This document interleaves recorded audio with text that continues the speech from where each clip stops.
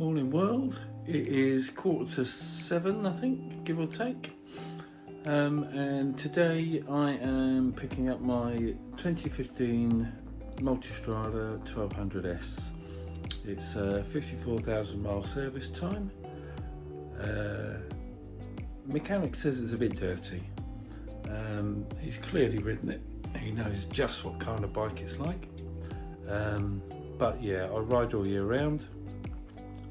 So yeah, the bike's in need of a good detail, which I'll probably do as this winter period disappears. Few issues with the bike, I'll come to those later. Some that I've noticed previous to service, and some that the mechanic has noticed. Yeah, pick the bike up about 10:30.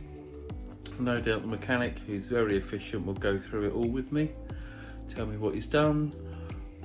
He's done some preventative work. I was getting water in the spark plug area for the first HT lead underneath, so he's put in something there, although he's not happy with it, but just wants to know if it'll work for now. Yeah, but I'll give you an update on those bits later. And on the bike, looking forward to it. It's been in need of a service.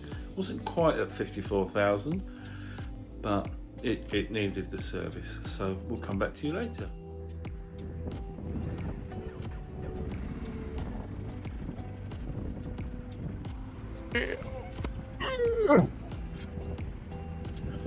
Get my leg over somehow. Been a while perhaps. Mrs. might say differently. Come on, yeah.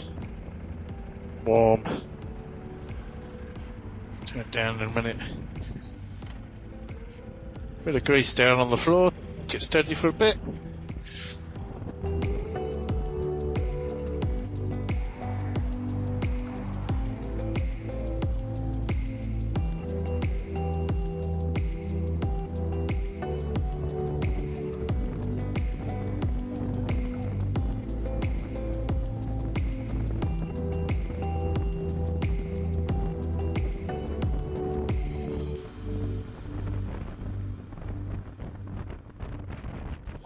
Feet are very slippery with fuel.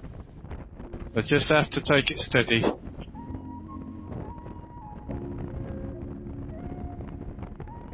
As I mentioned earlier on, I have just picked up my bike from lovely guy, L2 Servicing, Andy.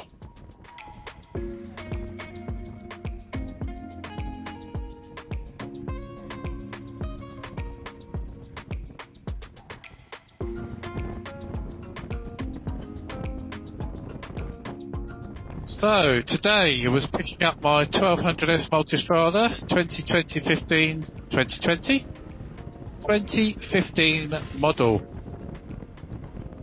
Would have to be on the day of Storm Isla. We're down in the south, so we're not really being hit by it too much, I gather. Certainly not at 20 past 11 anyway. And yeah, he had to do a number of different things today to the bike. So it was a full Desmo, just shy of 54,000 miles.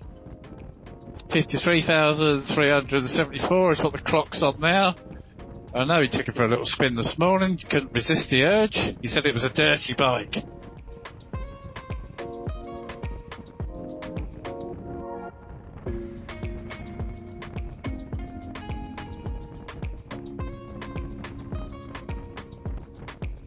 Now, I use this bike for fun rides out, and I use it, at the moment I'm using it for IAM, training as an IAM observer.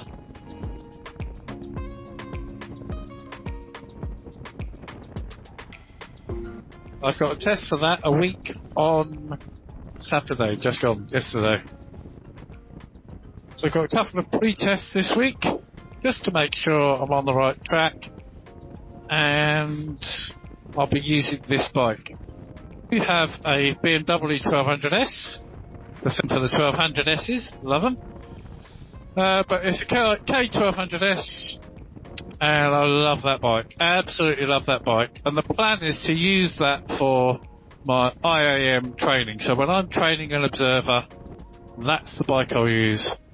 Because the Multistrada's got quite high mileage, the thought was use the BMW.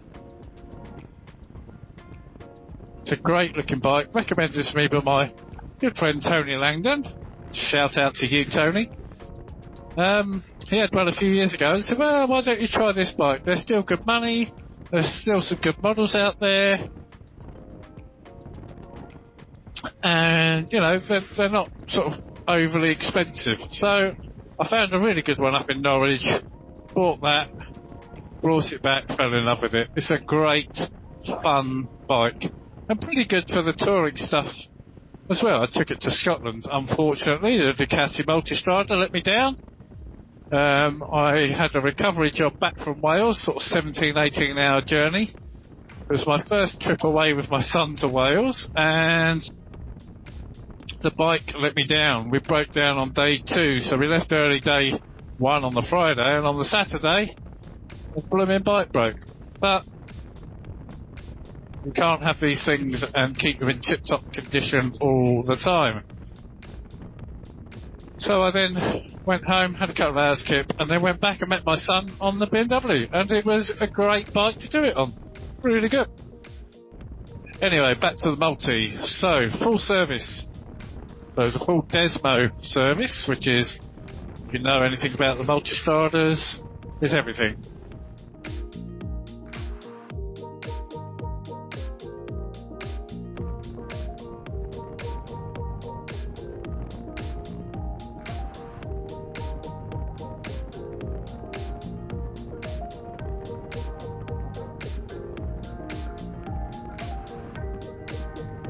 Couple of the extra things that weren't expected. So the fixed wheel on the belts. So this is a belt drive DVT. So there is a system of pulleys and wheels and belts, and one of those wheels had some sort of coating on it. Well, I guess they all come with a coating, but one of them was bits. So it was almost like stopped and was just rubbing. Don't fully get it, don't fully understand it, but showing on the images, yeah, it's worn. And the concern there is that it will damage the belts. You can see on some of the belts that there is a wear on it, on one of the belts. You can see that where it goes round. I guess, yeah, I could have left it. The trouble is the mileage that I do and the riding that I do, I want to try and get reliability out of this bike, and it has let me down a couple of times. The most major one being the Welsh trip, and that required a new sort of alternator sort of thing. Can't remember what you call them now. But yeah, so I had to get a second-hand one. I didn't have the £650 to buy a brand new one, so I bought a second-hand one from the good old US of A, and that saved me a fortune. I think I paid 250 quid, including the import tax and stuff like that. So that was a pretty good deal, really. Now I know second-hand, what's the guarantees? My mechanic assured me that it's not usually a part that goes. He'd done his research, he spoke to he uses for his parts, and they said the same, that it's not usually a part that goes very often. So that gave me a bit of confidence that chances are if somebody was breaking their bike, if I bought one of these bits, the chances are it would probably be okay. But if it goes again, it goes again. I'll just have to buy into a new one, assuming I keep the bike. Now, a couple of other things. So when I took the bike in, it was mainly because I got a fork seal leak. Now, as I said, I ride the bike all year round, all conditions. That is the only reason I think that this seal leaked. There's no glaringly obvious signs of wear on the suspensions themselves, on the legs. Yeah, so I think maybe some dirt just got up under there, but kind of what the dust seal's for. If you've got a dirty bike, that dust seal should push it away. In this instance, I don't think it did. So I think that caused the foul. Interestingly, the seal was only replaced just over a year previously from another trip to Wales where we ended it abruptly. I was 2 up, had my wife on the back for that trip, and yeah, the fork seal had gone on the last day. So we rode it 2 up carefully, just because I wanted to get the bike home. I didn't want to have to go through recovery with 2 of us, and I just wanted the bike home. So I rode it home carefully. We stuck to motorways, and to be fair, it held fine. So it was in there for that. Rear hugger, so I used spring washers because in the multi for a little while, you'll know that the rear hugger can wobble a little bit. I used spring washers to help close it up, and basically I stripped the bolts that goes underneath it. It's got 3 bolts, 2 in the top, 1 in the bottom. I stripped that bolt for maybe the internals, I'm not sure, I forgot to ask. Looking at having it helicoiled and doing all that sort of stuff. Not sure if that's what was done. He's given me a recommendation for some thinner washers to use. So that'll be the plan. I'll change them out at some point. Just because I like that mudguard not to wiggle around. When the bolt came out, I didn't realise, and I'd been riding for the rest of the day. I was rinsing the bike off and noticed the hugger wasn't looking right. Rubbed my rear wheel, so it's taken some of the paintwork off my rear wheel. But I got a plan with that rear wheel to rectify that problem. So I'll be on that in the future, and I might do another video then for that. It was also running a little bit lumpy, hence why it was due the service. So sort of revs were revving up and revving down and revving up and revving down. And if I was on a more spirited ride, I would find the revs would die as I came to a stop. So as I come to a stop, quite, from speed to stop quickly, the revs would drop almost to the point and then die. So I'd have to start the bike. So it's almost effectively stalling the bike. They do take their time to start. Quite awkward at junctions and makes me look like a complete twat. But yeah, so it went in for that, and the recommendation was 4 spark plugs and a little cover to protect the lower HT lead and spark plug from getting water in. Put down to water ingress. All the spark plugs, I've got those. They weren't in there for long, so probably at the next mid-service, or maybe not the next one, but the one after that, but they might get changed out. We'll see how the bike's running.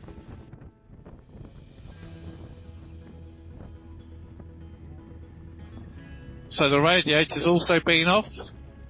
That gets you access to all sorts of things. But I had a rad hose leak on me. But yeah, the hose is just breaking down. Again, over time, these things happen. The bike's 8 years old.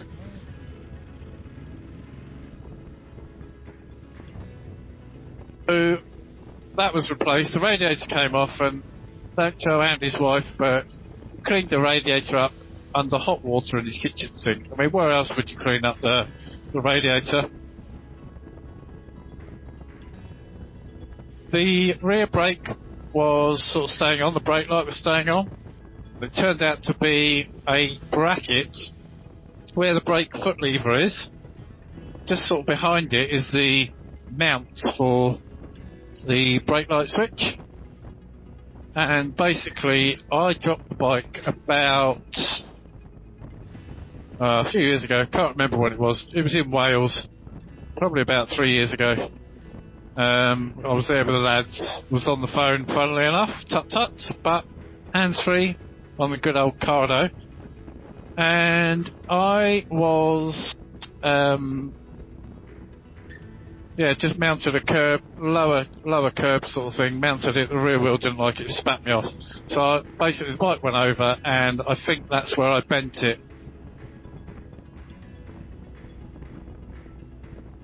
Yeah, so I think the main issues that I took the bike in with, and then other bits and bobs, so the shims being replaced, obviously that's all part of the service, really, you know, that's why you're getting those checked out. A few other bits and bobs were done. So, yeah, recommendation for rear pads.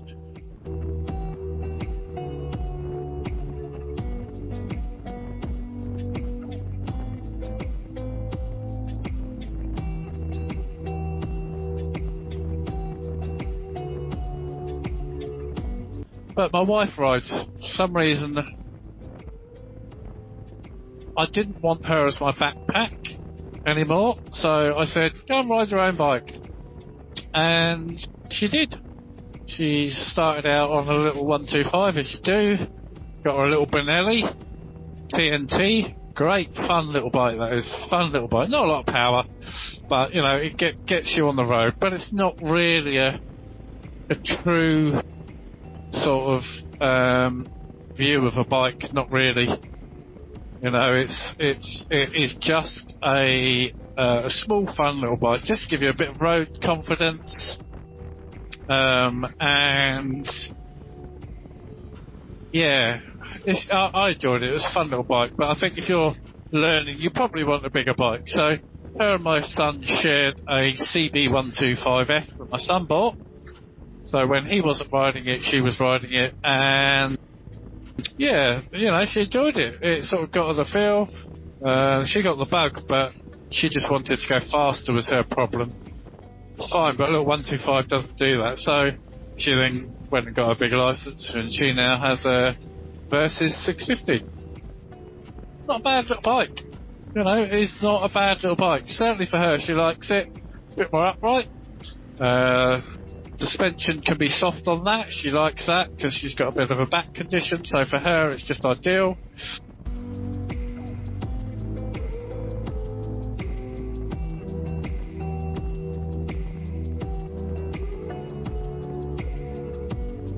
Getting back to a bike, so I want a bike with reliability. The Multistrada has let me down a couple of times, but age-related issues, I guess it's to be expected. It's pretty well looked after. You know, now that I've got Andy, the guy before looked after it, but he was a bit of a distance away, so I might put things off. But Andy is a lot closer to me. He's only half an hour or so away. Yeah, so reliability, I looked at, but didn't really try. I took out a Tiger 1200 GT Pro. Liked it, it's a good bike. The problem is the value I think I'd get back on my bike, minus the leftover finance. I don't think it would leave me with much, really, to put down on a new bike. And I'm almost free of finance as well, so that frees up quite a bit of money to go back into the bank. To maybe make some improvements to the Multistrada that I'd like to do. You know, I've got a few things I'd love to do to the bike, extra bits. If I'm going to do that, I wouldn't be spending the money on the bike if I wasn't keeping it. So yeah, it's ifs and buts. Everybody else is getting new bikes. I want a new bike. Of course, I could sell the BMW, but don't really want to do that. It's a fun little bike. I think I'll probably stick with the Multistrada. I looked at the Super Adventure S, KTM Super Adventure S, 1290. Good deal on a few of the leftover old stock.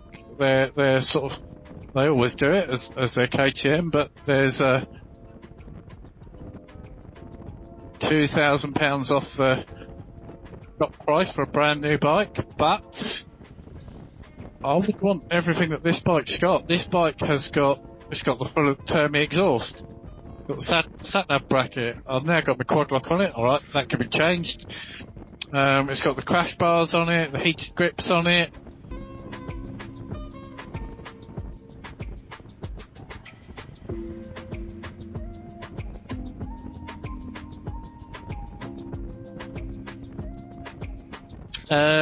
Yeah, so I think I'll probably stick with this bike. And my friend Trevor, he's got a 2019 1260S, and he's just gonna keep running it. I think he's at 67,000 miles, I think, but he does big miles. He does a lot of miles over the year, trips down to Spain and things like that.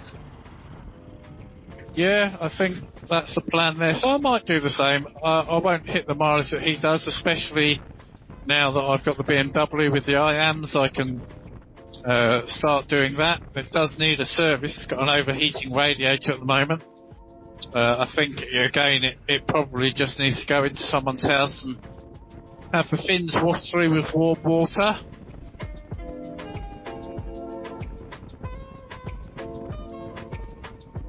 And he doesn't service the BMW. He's a Ducati guy only at the moment. That's his preference, which is fair enough. He knows his stuff with them. So we'll go to another guy down in Worthing, and he'll do the service on that for me.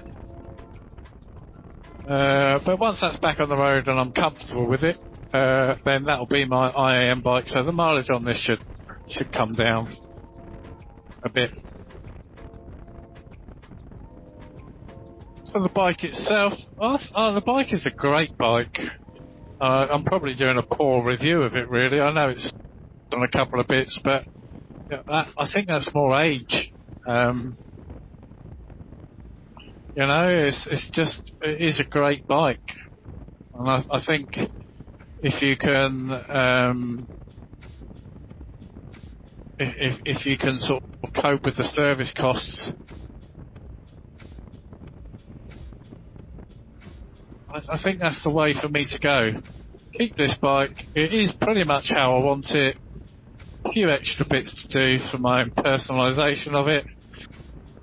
And then just save a bit of money. And then maybe that goes as deposit towards something else. Likely to be the wife's new bike, because she wants something bigger. Although what she's got is great fun, really. You know, if you take it up through the rev range, it's a lovely fun bike.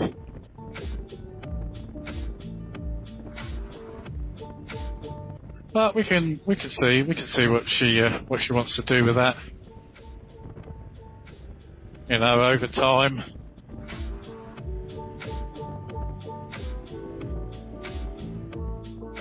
She'll get a feel for something else. She'll like the Versys 1000. Quite a big bike, but she seemed fine on it when she tried it out. So we'll see. We'll see what happens. She gets some money saved. I get some money saved. It's all joint in the pot. But yeah, it'd be nice to have a holiday in the sun. I know. Take the bikes away, that's what I've said. But until she's had her licence for 2 years, it's going to be difficult to hire somewhere. One of the places we like the look of is Tenerife.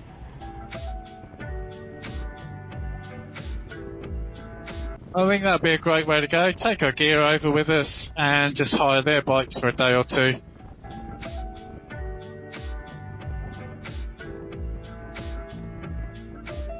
Well, hopefully the Cardo's recorded. It's the first time I'm using it in my Shui Neotech 2 with the adapter. You can buy the adapter, the Cardo comms unit to it.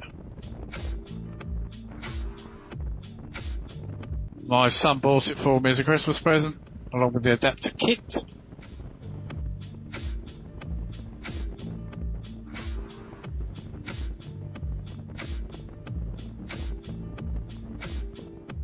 It's fine. It all seems to work. But the adapter kit, so the actual adapter plate is a stick-on plate.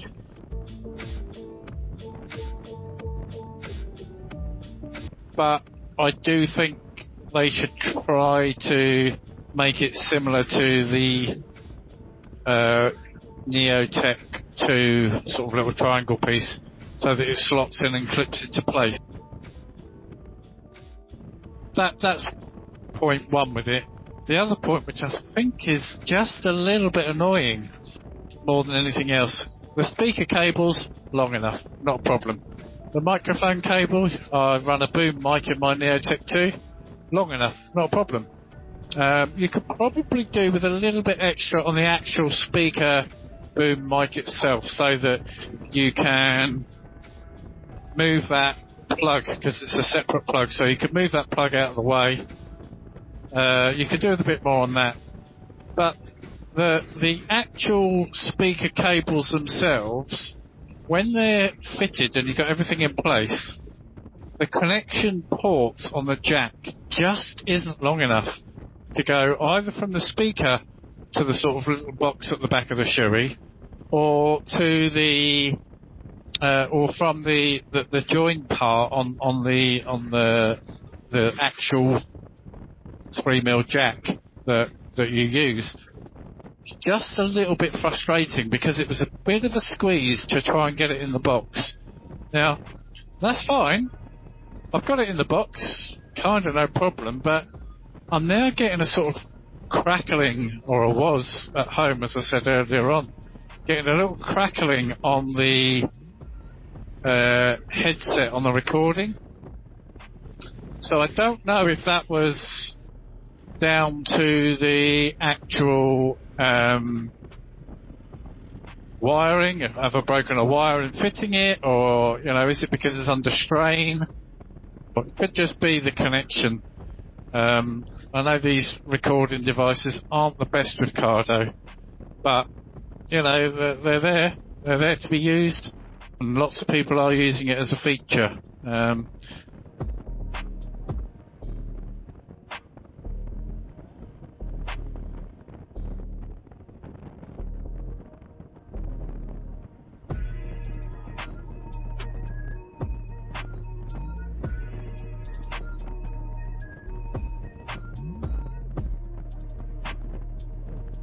Yes, that'd be my fault. That'd be my fault with that.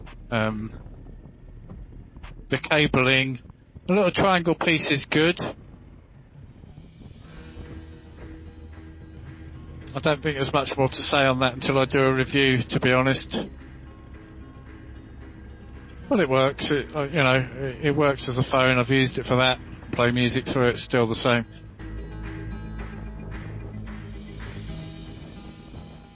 If I was to versus the Neotech, versus the Sena SRL2, which I have removed, I think I just wanted to go down the route of a connection device that incorporated the groups more. Now, the guys I ride with have got Shui Neotech 2s. So they've all come with the SRL2s, which is fine. But I found the group connection on that was pants. My family have all got, so we've got four of them in my family, and we bought the SMH5 duals, so dual packs, 2 packs. Problem is with that, they don't tell you when you buy it that you can only connect up to 3 SMH5s on that setup. Can't connect any more. If you can, I haven't found a way to do it. I'm not technically minded, so if there is somebody that can tell me how to connect the 4, then that'd be great.